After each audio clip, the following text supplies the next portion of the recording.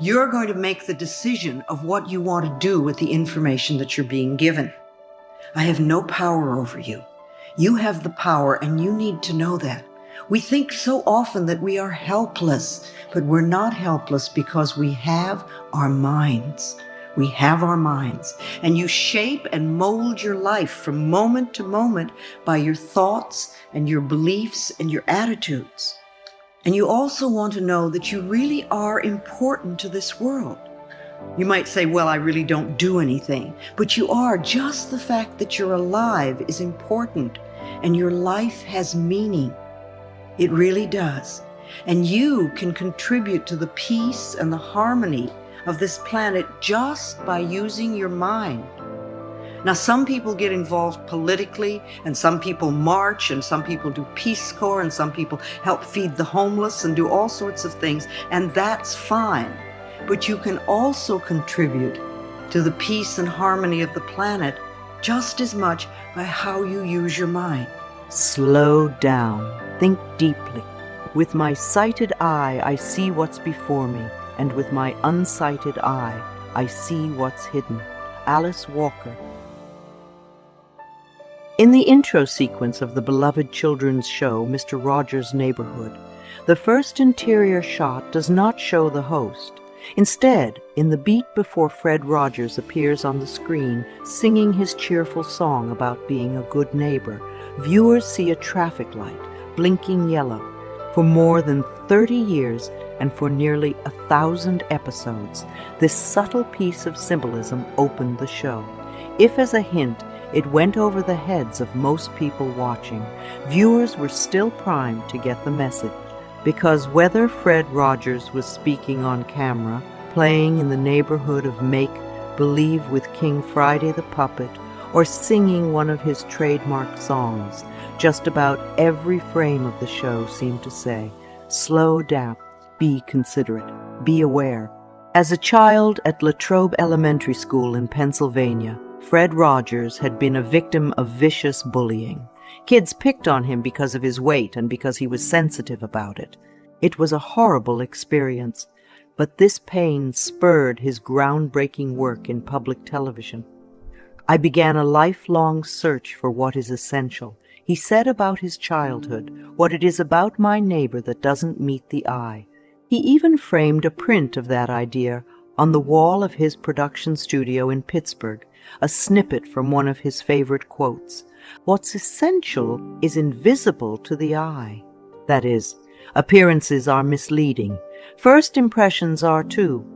We are disturbed and deceived by what's on the surface, by what others see. Then we make bad decisions, miss opportunities, or feel scared or upset, particularly when we don't slow down and take the time to really look. Think about Khrushchev on the other side of the Cuban Missile Crisis. What provoked his incredible overreach? A poor reading of his opponent's mettle, a rush to action, shoddy thinking about how his own actions would be interpreted on the world stage. It was a nearly fatal miscalculation, as most rush jobs are. Epictetus talked about how the job of a philosopher is to take our impressions, what we see, hear, and think, and put them to the test. He said we needed to hold up our thoughts and examine them to make sure we weren't being led astray by appearances or missing what couldn't be seen by the naked eye.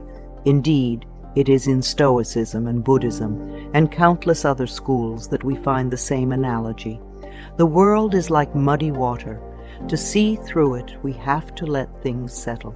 We can't be disturbed by initial appearances. And if we are patient and still, the truth will be revealed to us. That's what Mr. Rogers taught children to do, starting a crucial habit as early as possible in their lives. In countless episodes, Rogers would take a topic, whether it was self-worth or how crayons were made, divorce or having fun, and walk his young viewers through what was really happening and what it meant. He seemed to naturally know how a kid's mind would process information, and he'd help them clear up understandable confusion or fears. He taught empathy and critical reasoning skills. He reassured his viewers that they could figure just about anything out if they took the time to work through it, with him together. It's a message he shared with adults, too. Just think, Rogers once wrote to a struggling friend, "Just be quiet and think. It'll make all the difference in the world." There is, on the surface, a contradiction here. On the one hand, the Buddhists say we must empty our minds to be fully present. We'll never get anything done if we are paralyzed by overthinking. On the other hand, we must look and think and study deeply if we are ever to truly know, and if we are to avoid falling into the destructive patterns that harm so many people. In fact, this is not a contradiction at all. It's just life. We have to get better at thinking deliberately and intentionally about the big questions, on the complicated things, on understanding what's really going on with a person or a situation or with life itself. We have to do the kind of thinking that 99% of the population is just not doing, and we have to stop doing the destructive thinking that they spend 99% of their time doing. The 18th century Zen master Hakuin was highly critical of teachers who believed that enlightenment was simply a matter of thinking nothing. Instead, he wanted his students to think really, really hard. This is why he assigned them perplexing koans, like what is the sound of one hand clapping? And what did your face look like before you were born? And does the dog have the Buddha nature? These questions defy easy answers, and that's the point. By taking the time to meditate on them deeply, in some cases for days and weeks or even years, students put their mind in such a clarified state that deeper truths emerge and enlightenment commences, and even if they don't get all the way there, they are stronger for having tried. Suddenly, Hakuin promised his students, unexpectedly your teeth sink in, your body will pour with cold sweat. At the instant, it will all become clear. The word for this was satori, an illuminating insight when the inscrutable is revealed, when an essential truth becomes obvious and inescapable. Couldn't we all use a bit more of that? Well, no one gets to satori going 1,000,000 miles a minute. No one gets there by focusing on what's obvious or by sticking with the first thought that pops into their head. To see what matters, you really have to look. To understand it, you have to really think. It takes real work to grasp what is invisible to just about everyone else.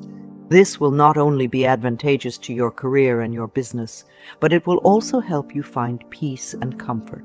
There is another great insight from Fred Rogers, which now goes viral each time there is another unspeakable tragedy. Always look for the helpers, he explained to his viewers who were scared or disillusioned by the news. There's always someone who is trying to help. The world is full of doctors and nurses, police and firemen, volunteers, neighbors and friends who are ready to jump in to help when things go wrong. Make no mistake, this was not some glib reassurance. Rogers, building on advice from his own mother when he was a child, had managed to find comfort and goodness inside an event that would provoke only pain and anger and fear in other people. And he figured out how to communicate it in a way that continues to make the world a better place long after his death. So much of the distress we feel comes from reacting instinctually instead of acting with conscientious deliberation. So much of what we get wrong comes from the same place. We're reacting to shadows. We're taking as certainties impressions we have yet to test. We're not stopping to put on our glasses and really look. Your job, after you have emptied your mind, is to slow down and think, to really think on a regular basis. Think about what's important to you. Think about what's actually going on. Think about what might be hidden from view. Think about what the rest of the chessboard looks like. Think about what the meaning of life really is. The choreographer Twyla Tharp provides an exercise for us to follow. Sit alone in a room and let your thoughts go wherever they will. Do this for 1 minute. Work up to 10 minutes a day of this mindless mental wandering. Then start paying attention to your thoughts to see if a word or goal materializes. If it doesn't, extend the exercise to 11 minutes, then 12, then 13, until you find the length of time you need to ensure that something interesting will come to mind. The Gaelic phrase for this state of mind is quietness without loneliness. If you invest the time and mental energy, you'll not only find what's interesting or your next creative project, you'll find truth. You'll find what other people have missed. You'll find solutions to the problems we face, whether it's insight to the logic of the Soviets and their missiles in Cuba, or how to move your business forward, or how to make sense of senseless violence. These are answers that must be fished from the depths. And what is fishing but slowing down? Being both relaxed and highly attuned to your environment, and ultimately catching hold of what lurks below the surface and reeling it in.